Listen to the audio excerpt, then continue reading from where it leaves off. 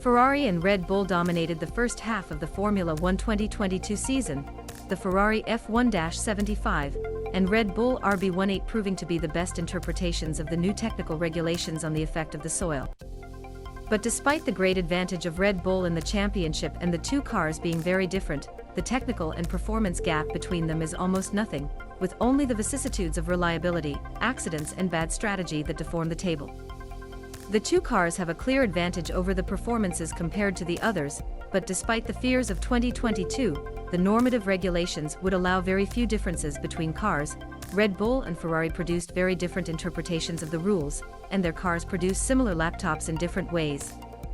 The initial design concepts of Ferrari and Red Bull at the start of the season had more differences than current solutions, in particular with regard to aerodynamics.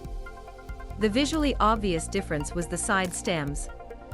Red Bull opted for a more conventional design at the back of the stem side, but greatly advanced the entrances to the radiator to create a large air passage channel between the stems and the ground.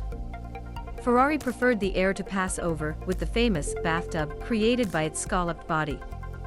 The two cars have in common, it is the ability to generate an adhesion induced by the effectiveness of the Venturi conduits, which are housed in the lower part of the ground.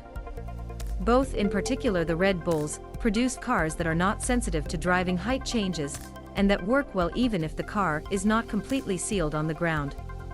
In comparison, the porpoise has limited other cars, in particular the Mercedes W13 thanks to its design for an optimal driving height window with a low and flat garnish. Over the 2022 season, the F1-75 and RB18 have evolved quickly.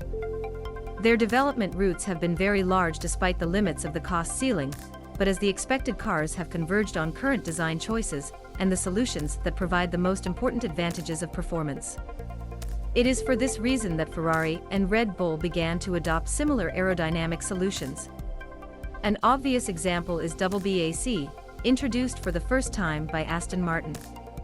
This was brought by Ferrari for the first race in Bahrain, then copied by Red Bull to Imola a month later, with almost all the teams producing their own versions.